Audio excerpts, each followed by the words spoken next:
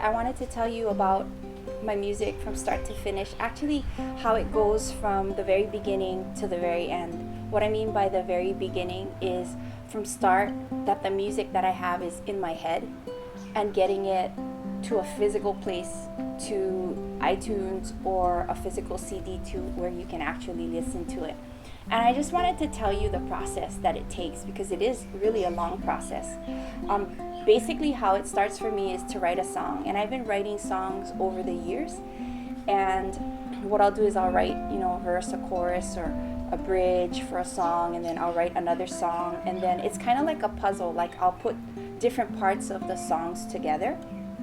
In the beginning when I started to write music, I asked my husband, what should I do? How can I get this out for people to hear my heart and hear what I want to say? And he said, talk to Uncle Kimo. And Uncle Kimo, if you know the band Hiroshima, they've been around for about a long time, maybe 30 years. They're a worldwide, world-renowned band, and he's the keyboard player for that band. And my husband said, ask him, maybe he can help you.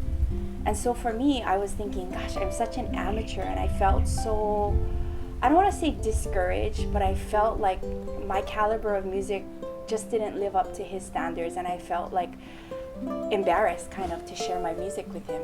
And so that's what I did. I sent him an email and I said, Uncle Kimo, I have some music. Do you think you could help me lay down some tracks for it? And what tracks are is whenever you listen to a song, there's the voices on the song, and there's the music that's behind the voices, and that's the track.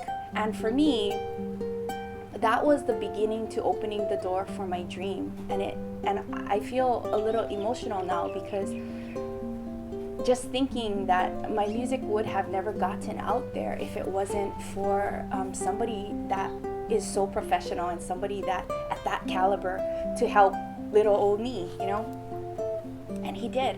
So he laid down these tracks, and the rest is history.